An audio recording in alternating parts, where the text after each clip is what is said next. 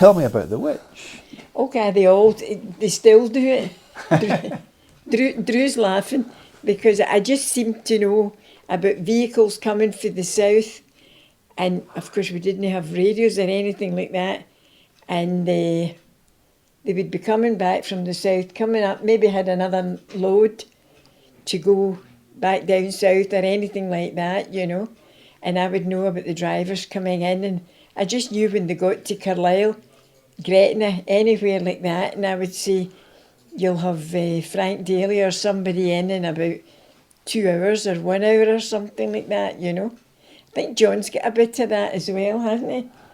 And we just automatically knew when they were due in, and we'd no other way of saying it or thinking about it. I've still got it, haven't I?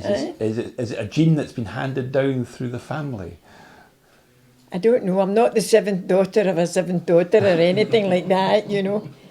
Are you sure? I'm positive. Very ordinary, plain person. That's me. What exactly does that entail? What do you do on a day-to-day in the traffic office?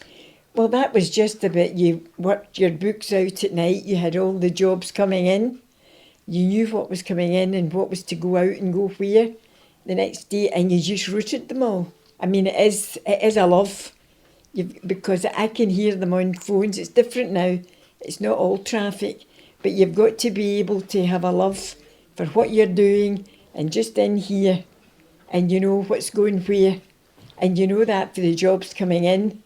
You just have to match what's coming in for it going back out again or where it's going the next day. It's not so much the driver or anything like that. You just do it, you know, and it's just so automatic, it's unreal.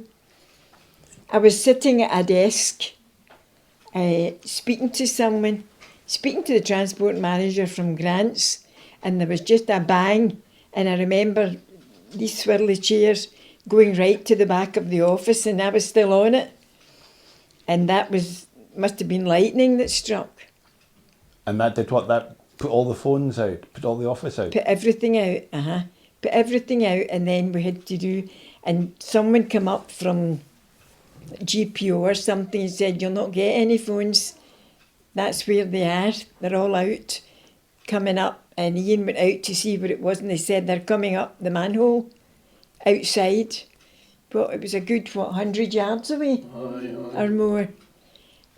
So they put a big GPO van outside our fence, put it out like that, and I had to go and sit over the manhole cover.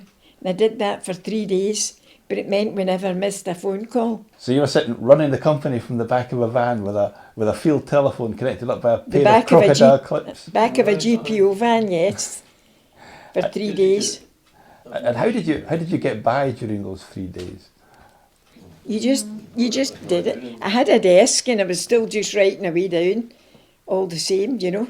This van is getting bigger through every line of this story. It was one of the big vans. It would have to be. Oh, aye, it was a big van, And we just had to go on with it, you know. The cables, the calls all come up the manhole, and I answered them when they come up there.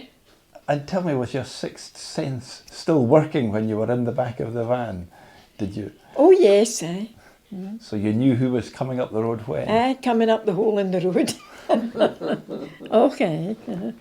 Could you tell from listening who was driving up the road to you? I bet when they started to come out onto our road, knew who was coming, but you knew in there who was due in. I just loved it, you know. I just took to the lorries and routing them, and that was it, and it was no bother to me. It just sort of came naturally, didn't it? I used to do just a bit of bookwork here at this desk, and he put his head back in the door and he said to me, he says, the way you said that, Mum, he said, you're away. He said, do you mean away? Or away or what, you know? I said, no, away. I says, there's all my pencils and stuff, that's me gone. And I never came back in. Just for today, can I ask you just finally what that last day at work was like for you? Because you said it was a love. So did you feel like you were giving up something you loved? Oh, aye, definitely. It was very difficult. Helen laughs because for about the next 3 days I was coming out then until somebody asked her who the old lady was walking about with a bag. And it was me. I just had to come in and go about, you know. And I used to go up and down there, and then I stopped it. I still came in, and I wasn't needed and I didn't have a job, but for about 3 days, didn't I? Mm-hmm. That's lovely. It was very difficult to give it up, I tell you. Couldn't do it now. They're too clever on the radios now. I'm sure that's not the case. Oh, it is, isn't it?